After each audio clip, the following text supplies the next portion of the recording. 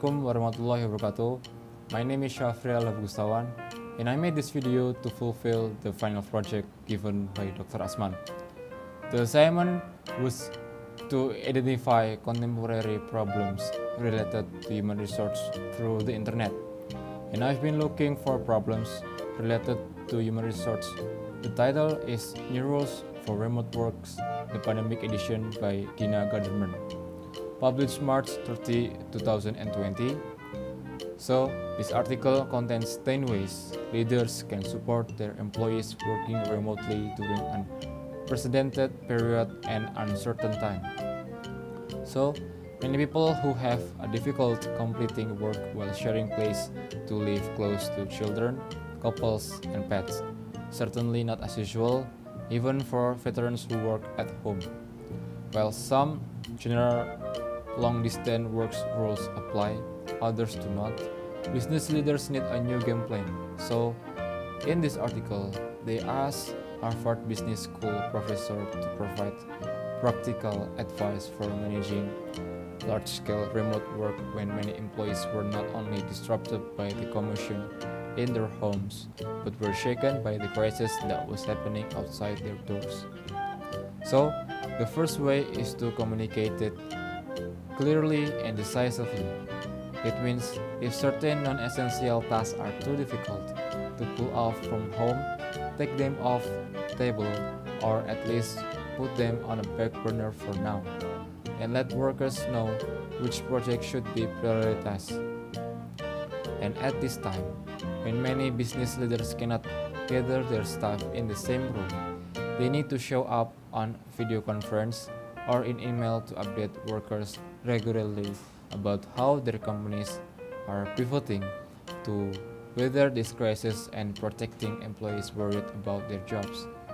But maybe video conferences interrupted by barking dogs or hungry kids demanding snacks, by cabinets door slamming and ice makers grinding in the background. So, managers should say we all understand, and of course we are living it too, or something like that. The second is lead by example. It means managers should be a role model, the behavior they want to show in others. If they say employees can leave the office or avoid travel, but managers keeps popping into the workplace and do a task and hitting a road, the workers may feel guilty to staying at home. The third is to be flexible.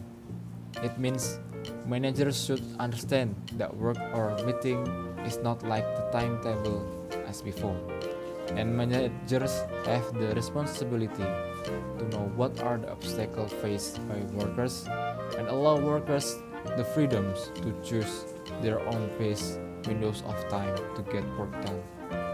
The fourth is adjust work expectation. It means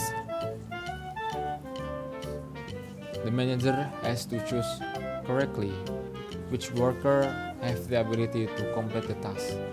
On the other hand, the manager must also pay attention to the level of difficulty of the task.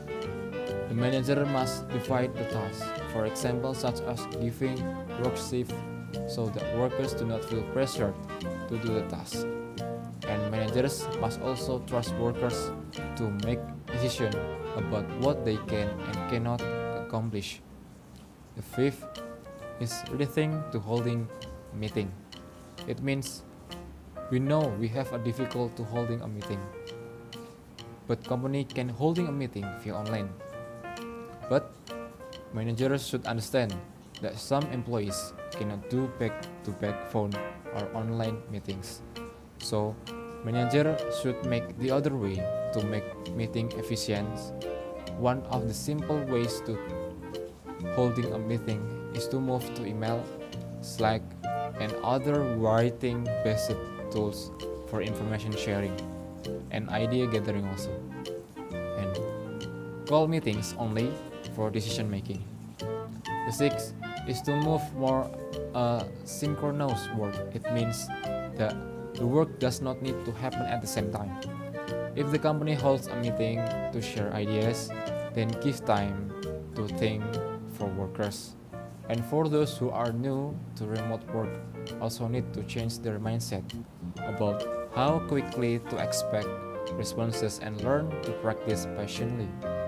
The seventh is to accept that productivity will probably suffer. It means with workers who have never operated this way, scrambling to get up to speed while dealing with the anxiety of the virus and distraction at home. This period is not the best litmus test for measuring the productivity of remote works. And leaders should say that prioritize your family first. It's not easy, but we will get it, or something like that. So it will make your long-term relationship greater between your employees. 8 is focus on outcomes rather than monitoring activities. It means because of this situation, managers cannot always do monitoring what the worker is doing. So manager must focus on the result done by the workers, giving them direction, assistance, and suggestions so that their work is complete on the time. Supervisors who lack experience managing remote workers might seek to keep close tabs on employees, like asking them to keep their webcams on all day or alert managers when they take quick breaks. Or they might send emails at 4:45 p.m. to test whether workers are still online. 9. Show the empathies. Everyone is dealing with a crisis that is very real. Managers should show their vulnerabilities by saying like, we are feeling like this, or something like that. And the last is let the workers blow off the steam.